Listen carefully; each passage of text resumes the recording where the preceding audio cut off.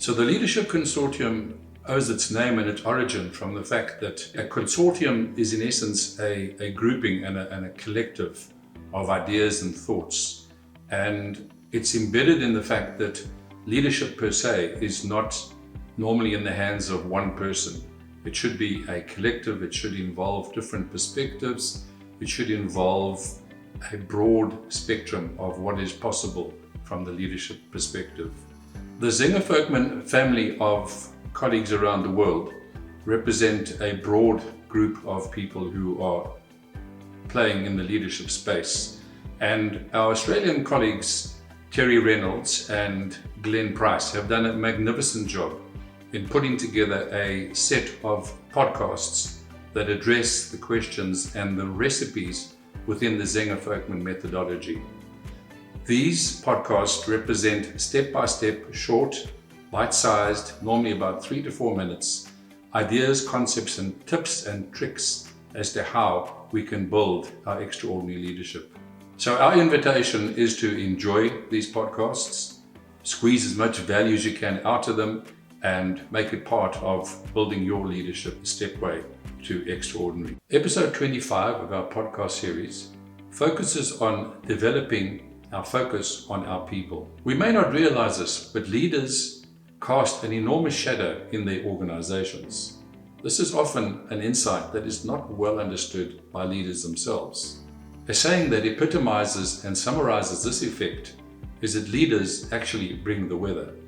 At the Leadership Consortium, we have found that there are certain behaviors that followers adopt as part of their leadership style.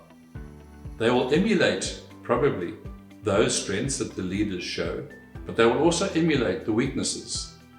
Our challenge is to use this halo effect, as we call it, as a leader to ensure that those behaviors and those traits that we exhibit are positive and are building our teams to allowing us not only as leaders ourselves, but as our teams to be able to grow and develop into an extraordinary leader and team.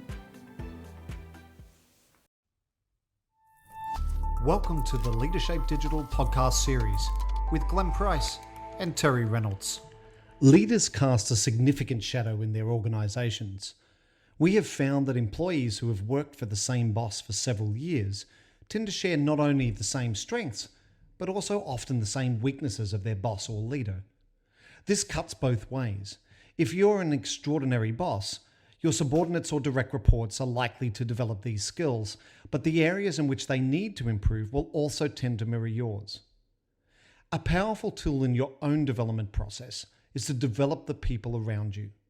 Some leaders view people development as a frill. It's outside their real work. However, taking the time to develop people is an important behavior of a leader, not only for what it does for the people he or she helps, but equally for the impact it has on the leader and the organization. Developing others moves you from being an independent professional person, concerned only with yourself, to the role of a true leader who creates organizational capacity, capability, and builds people. Some of the following strategies will help you in your efforts to develop those around you. Number 1, set high expectations for leaders. By getting your best leaders to excel, everyone will benefit.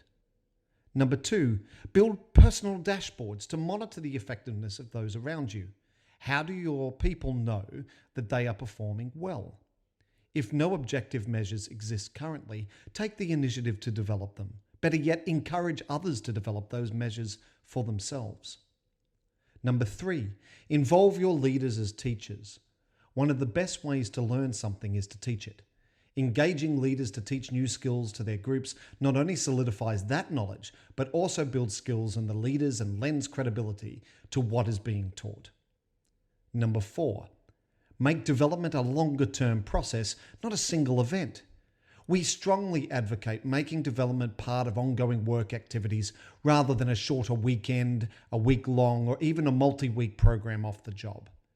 We are reminded of the executive who asked his boss about attending a 13-week executive development program, to which the boss replied, "If I can spare you for 13 weeks, I can spare you forever." And number 5, celebrate successes. When positive results are achieved, celebrate them. When measures of effectiveness show success, broadcast them widely. So here are your 3 tips in under 3 minutes and some helpful strategies for helping others reach their potential. Number 1, truly believe in your people. The success of these measures hinges on your beliefs. If you believe your leaders can become extraordinary, often they will rise to the challenge. Number 2, expect change to happen sooner rather than later. Leadership is all about change, so if change is not happening, it probably is not working. And last of all, act on your beliefs. Real learning shows up in new behavior. Pick a person, pick a concept to apply, and start Monday morning.